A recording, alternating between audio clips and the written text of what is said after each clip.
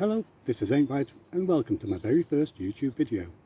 Now, this being my very first YouTube video, I thought I'd use some time to talk about myself, talk about the kit and equipment I use, and maybe later show you one or two of the locations I use to do my photography, including this one. Now, I started photography about 7 years ago now. Bought my first DSLR. It was a Nikon D3300. The camera I use now is a Nikon D7200 or 7200 if you prefer. Good camera, kind of mid-range price, not hugely expensive, not entry level I suppose as well you might say. It's a good camera though. Read the reviews as I did before I bought it. Very good DX camera, so it's a small cropped sensor camera. It's quite light. It feels light to me anyway. My main lens that I use is a Nikkor 300mm PF lens, so that's a prime lens. It's 300mm, that's it. There's no zooming in, zooming out. It's a fixed focal length prime lens. It's a very good lens. It's lightweight, again very portable. Connected to this camera body, it makes for a very lightweight, very portable, very easy to manage kind of rig. It doesn't look like a rocket launcher when you point it at a bird, and it's fully weatherproofed. Optically, really very, very good lens. Attached to, as I say, a pretty reasonable camera body. I have my own strap. I don't trust the straps that you get with these cameras. In fact, the very first camera I had, that D3300, I had a big Sigma 600mm lens attached to that, and the strap actually came loose at the camera body and the whole thing fell to the floor. Fortunately it landed on the grass and it wasn't damaged, but it kind of taught me a lesson. What I do now, apart from buying a kind of a better strap, it's got a bit of bounce in it as well, so it doesn't jerk your neck so much as you're walking around. A couple of little pockets, I've got some dust clots and probably a memory card in there somewhere, and I've tied off the ends of my strap, so there is no chance at all that they'll pull through the buckles, which is what happened last time. So, nice lens, decent camera body, pretty much use this all the time. Now, I also have a 1.4 extender, which is kind of like either called an extender or a teleconverter, but it fits in here and it multiplies the focal length you've got by 1.4, so it takes this 300mm lens up to a 420mm lens. Gives you a bit more reach.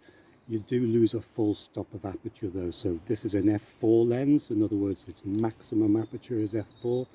As soon as you attach an extender or teleconverter to this, your maximum aperture is now 5.6, so you've more or less halved the amount of light you've got straight away. So I use the extender when I've got a lot of light or when I need that extra focal length.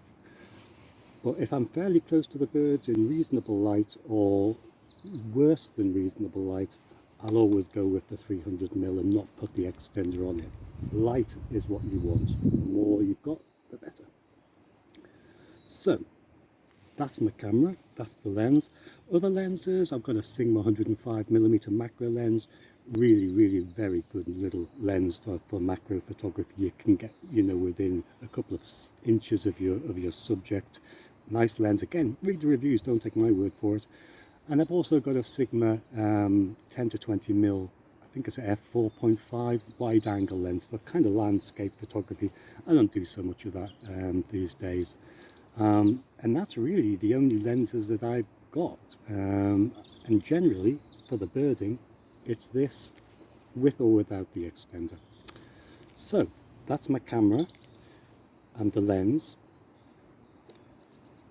One of the very good things about this camera is that let me just switch it up for a moment. It's got 2 memory card slots in there, so there's no danger that you'll leave the house without a memory card in the camera. This second one is always in there. I hardly ever take it out. The only time I take it out really is just if I've been recording video, because the way this camera is set up, if I switch it to record video, it will record that video onto the second card and the photographs I'm taking will be recorded onto the first card. If I'm not taking video, then this second card is just an overflow. So if I run out of space on the first card, it will overflow into the second. But I'm pretty good at deleting images off the card. I'm pretty, that kind of card maintenance, I'm pretty good at that. So I very rarely overflow the first card. And I use 32GB cards. I think I use the SanDisk ones, but there's many other options available. So that's my camera and the lens.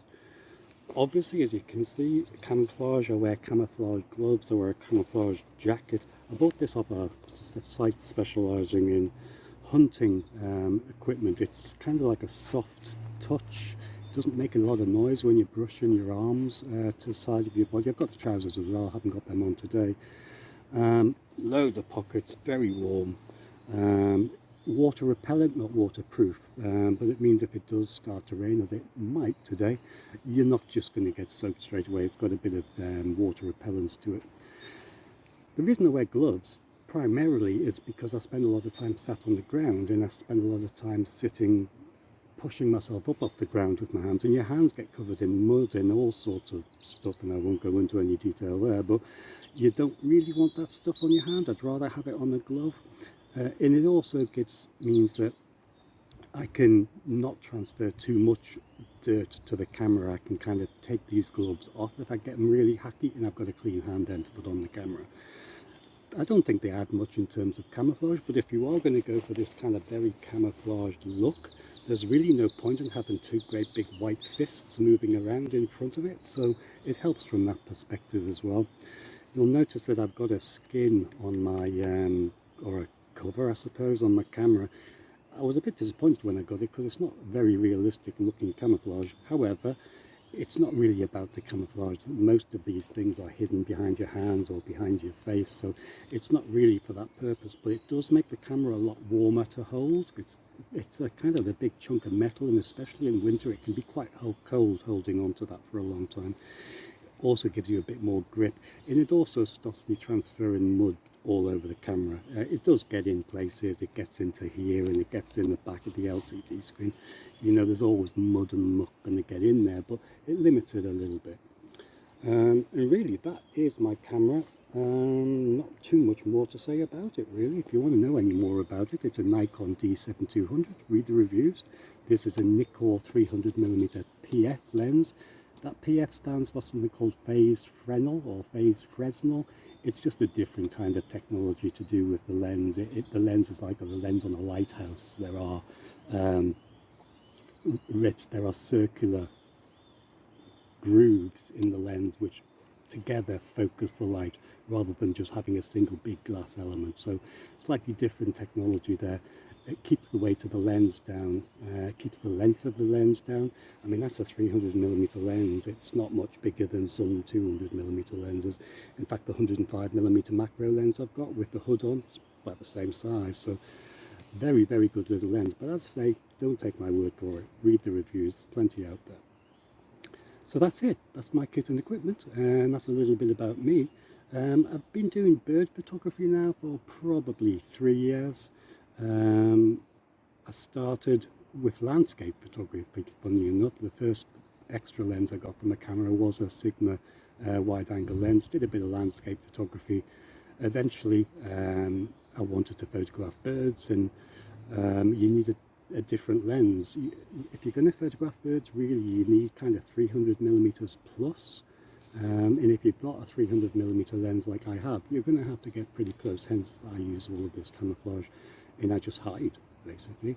And as well as this, somewhere, I think I have, there we are, ba-ba-bum. Voila, hat as well.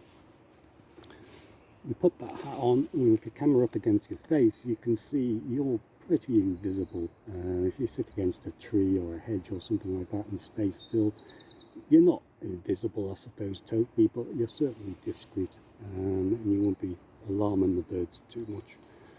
In this area here, in this part of the woods, the birds are very used to me. There's birds actually landing just over here. I've got some kind of perches set up, and I don't really need, I could sit here in my dressing gown, I don't really need camouflage with the birds here because they're used to me sitting here. However, if I'm sat here in a bird is up in those trees somewhere and thinking about coming down here, something like a jay or a magpie or an kestrel or a sparrowhawk or something, they're not going to come here while I'm just sat here. All right, so you need to kind of be a bit more mindful of how you look and how much presence you have in the location. You just want to try and blend in, basically. Just try to blend in. You don't need to be invisible, you just don't need to be in their face. Okay, and that's a little bit about me and my camera. I'm going to pull this bit of the video to a close, and maybe visit one or two locations around here where I take a lot of photographs and have a look at those. That rumble you can hear in the background, if you can hear a rumble in the background, that's the river. So we might pop down there now and have a look at that. See you in a bit. Bye bye.